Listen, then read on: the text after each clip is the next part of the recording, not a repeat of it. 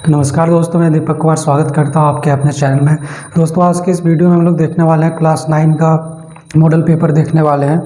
इस model paper को हम लोग अच्छे से सॉल्व करेंगे क्योंकि मॉडल पेपर ही इम्पॉर्टेंट होता है जैक बोर्ड के एग्ज़ाम के लिए। तो क्लास 9 का मॉडल पेपर आज हम लोग देखने वाले हैं, जिसको आज मैं 40 का 40 क्वेश्चन पूरा सॉल्व कराऊँगा बिल्कुल ही आसान तरीके से और समझा के। ठीक है, चलिए देख लेते हैं। क्लास 9 का मॉडल पेपर निकल जाओ, कहाँ है दोस्तों। आज वीडियो मेरा अपलोड इसलिए नहीं हो पा रहा है ज़्यादा क्योंकि मैं ऑफलाइन में ज़्यादा ध्यान दे रहा हूँ ऑफलाइन के बच्चों के लिए, तो इसलिए मेरा जल्दी वीडियो अपलोड नहीं हो पाता है, तो इसके लिए सॉरी।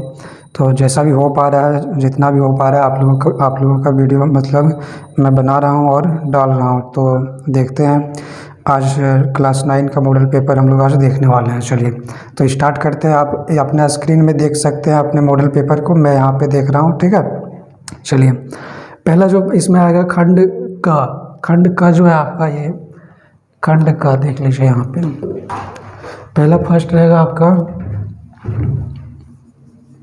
खंड का में जो रहेगा आपका 2 ठो पैसेज रहेगा। क्या रहेगा? 2 ठो पैसेज रहेगा और पैसेज को पढ़ के आपको क्या करना है, आंसर देना है। इसमें 10 का 10 मार्क्स, 10 क्वेश्चन रहेगा, 10 मार्क्स आप टोटल अपना दम ले सकते हैं, बिल्कुल ले सकते हैं।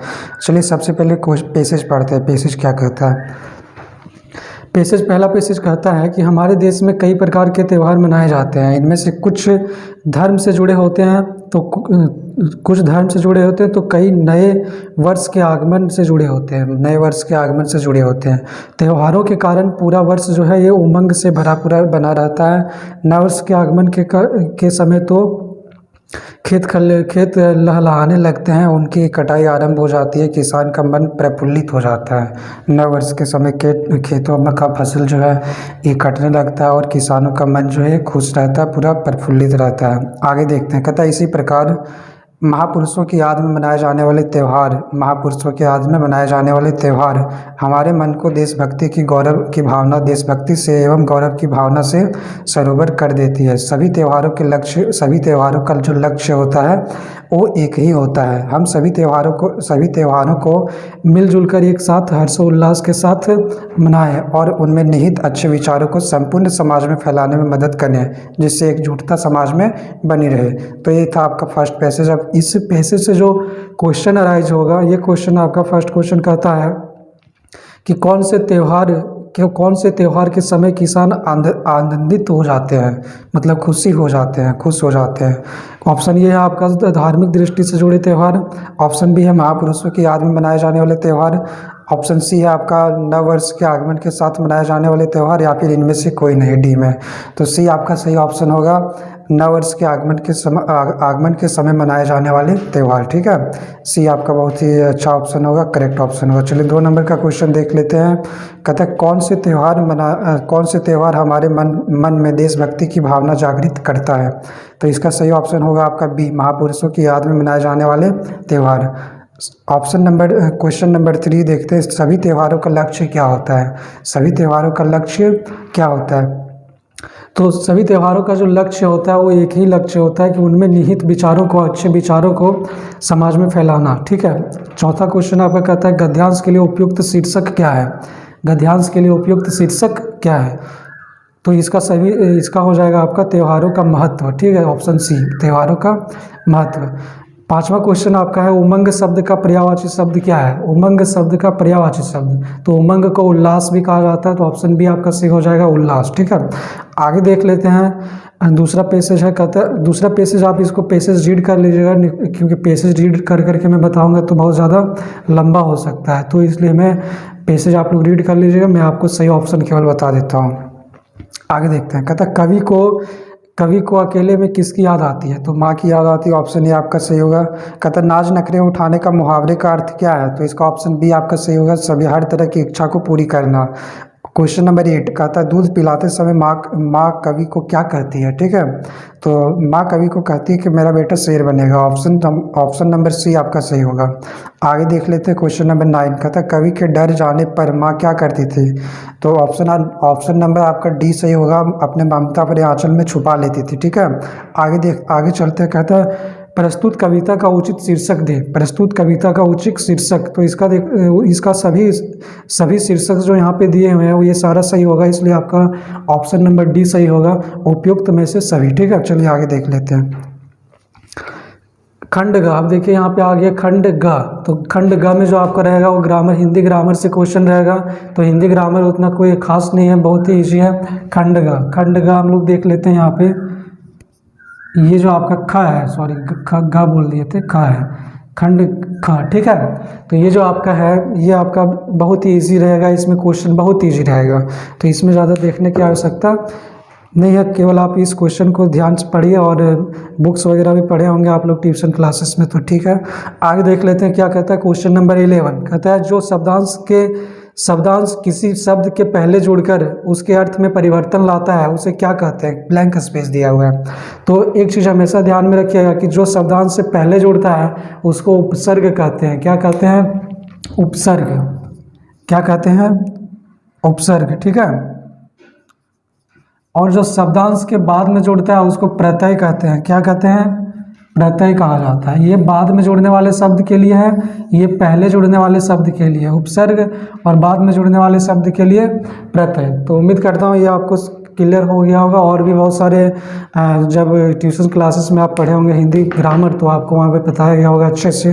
तो यहाँ देख लेते हैं, तो इसका ऑप्शन ये सही हो जाएगा आपका उपसर्ग। ठीक है, कहता है 12 नंबर क्वेश्चन कहता है सुनारिन शब्द में किस प्रत्यय का उपयोग हो रहा है। प्रत्यय मतलब लास्ट वाला वर्ड, तो इसमें क्या होगा आपका सही ऑप्शन इन हो जाएगा, सुनारिन, इन। ठीक है, आगे देख लेते हैं। आकाश का सही पर्यायवाची शब्द क्या है? आकाश का सही पर्यायवाची शब्द पक्षी, गगन, धरती, आग। तो इसका गगन आपका सही ऑप्शन होगा। आगे देख लेते हैं क्वेश्चन नंबर 14 कहता है सीता आम खाती है। सीता क्या खाती है? हिंदी ग्रामर से क्वेश्चन है, कोई खास नहीं है। सीता आम खाती है, वाक्य में प्रसर्ग के प्रयोग से कौन सा परिवर्तन होगा? तो इसका जो प्रेजेंट में है ये पास्ट में चला जाएगा। ठीक है, तो सीता ने आम खाया, ऑप्शन नंबर बी आपका सही होगा, सीता ने आम खाया। चलिए क्वेश्चन नंबर 15 देखते हैं। 4 लीटर दूध में विशेषण शब्द है, तो विशेषण उसको बोलते हैं जो संज्ञा के बदले आता है ना? नहीं सॉरी, संज्ञा के बदले नहीं। इसमें 4 लीटर आपका सही ऑप्शन हो जाएगा। ठीक है, 4 लीटर क्या सही ऑप्शन होगा? 4 लीटर आपका सही ऑप्शन होगा।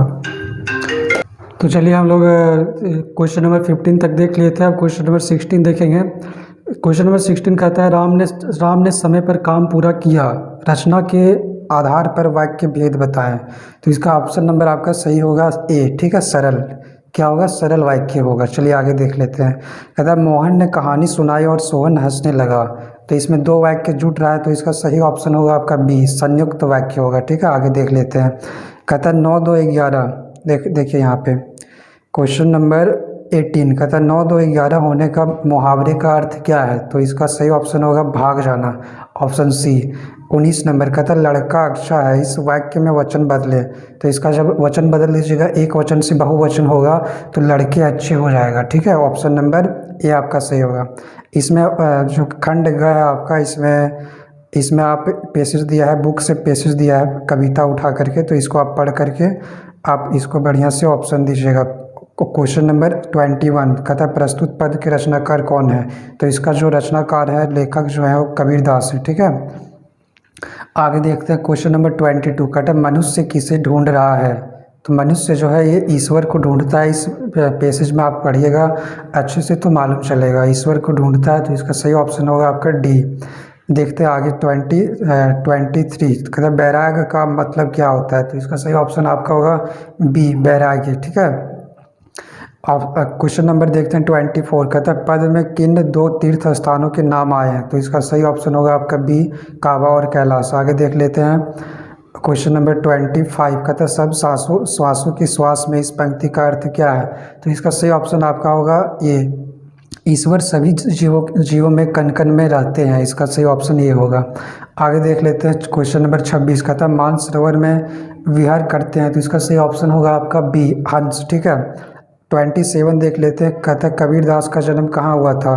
सही ऑप्शन इसका होगा आपका 1398 ईसा पूर्व काशी में, काशी का नाम बदल करके अभी बनारस कर दिया है, तो सबसे पहले जो आपका नाम रहेगा उसी का वही ऑप्शन आपका सही होगा। ठीक है, आगे देख लेते हैं। 28 कहता है इनमें से कबीर की रचनाओं का संग्रहण कौन सा है? तो इसका सही ऑप्शन होगा आपका बीजक। बीजक जो है एक सबसे बड़ा कबीरदास का लिखा हुआ बुक है, तो ये आपका बीजक सही होगा। कहता है पखा पखी का अर्थ क्या होता है? पखा पखी का अर्थ क्या होता है? तो इसमें इसका सही ऑप्शन होगा आपका डी, पक्ष विपक्ष। ठीक है, आगे देख लेते हैं क्वेश्चन नंबर 30 का तक संसार को किसके समान बताया गया है? तो जब भी आप स्टोरी पढ़िएगा, बुक पढ़िएगा, तो आपको मालूम चलेगा कि कबीरदास संसार को कुत्ते के समान बताते हैं। तो इसका सही ऑप्शन होगा आपका डी, कुत्ते के समान। ठीक है, अब यहाँ पे एक और पैसेज दिया है बुक से, तो इस पैसेज को आप लोग रीड कर लेंगे और अच्छे से इसको क्वेश्चन का ऑप्शंस लगाइएगा। हम आपको सही ऑप्शन बता देते हैं। कहता है देखिए यहाँ पे आगे क्वेश्चन कहता है 31 कहता है छोटी सी लड़की रात को दोनों को क्या खिलाती है? तो ये आपका दो बैलों की कथा से क्वेश्चन उठा के दिया है। तो इसमें सबसे पहले आपका ऑप्शन ए से हो जाएगा, रोटियां खिलाती है लड़की। 32 नंबर क्वेश्चन कहता है लड़की के पिता का नाम क्या था? तो लड़की के पिता का नाम था भैरव। क्या था? भैरव था। आगे देख लेते हैं, कहता है सौतेली माँ उसके साथ कैसा व्यवहार करती थी? तो इसका सही ऑप्शन होगा आपका बी, उसे मारती थी। ठीक है, आगे देख लेते हैं, कहता है दोनों बैलों के साथ कैसा व्यवहार किया जाता था? तो दोनों बैलों को जब आप स्टोरी पढ़िएगा तो उनमें मालूम चलेगा दोनों बैलों को दिन भर जोता जाता था और डंडे खाते थे। ऑप्शन नंबर ये सही होगा आपका। 35 क्वेश्चन कहता है उपयुक्त गद्यांश के लेखक कौन है? तो उपयुक्त गद्यांश के लेखक मतलब जो स्टोरी है दो बैलों की कथा, उसका लेखक है प्रेमचंद्र। कौन है? प्रेमचंद्र। तो इसका ऑप्शन सही होगा प्रेमचंद्र, 35 का ए। आगे देखते हैं तिब्बत की औरतें चाय किसमें कूटती थी? तिब्बत की औरतें चाय किसमें कूटती थी? तो इसका ऑप्शन नंबर ये आपका सही होगा चौड़ी। ठीक है, आगे देखते हैं लेखक गलत रास्ते पर कितने मील चल गया? तो मील 1.5 मील चल गया था लेखक गलत रास्ते पर। ऑप्शन नंबर ये आपका सही होगा। आगे देख लेते हैं शेखर विहार मैकचूर बुद्ध वचन अनुवाद की कितने हस्तलिखित पोथियां हैं? तो इसका सही ऑप्शन आपका होगा सी। कितना है? 130 उसका हाथ से लिखा हुआ बुक है। ठीक है, आगे देख लेते हैं क्वेश्चन नंबर 39 कहता है लेखक लंडकोर के मार्ग में अपने साथियों से किस कारण बिछड़ गया था? ठीक है, तो इसका सही ऑप्शन आपका होगा सी। कौन सा होगा? सी। लेखक का घोड़ा धीमा चलने लगा और रास्ता भटक गया था। क्वेश्चन नंबर अंतिम क्वेश्चन आपका है 40 कहता है वृंदावन की नदी का सांवला पानी किसकी याद दिलाता है? इसका सही ऑप्शन आपका होगा बी। ठीक है, कृष्ण की याद दिलाता है। तो ये था आपका क्लास 9 हिंदी का मॉडल पेपर। तो सारा सॉल्यूशन आज हो चुका है, तो आप इस वीडियो को देखिए, लाइक कीजिए, है ना। चलिए, धन्यवाद।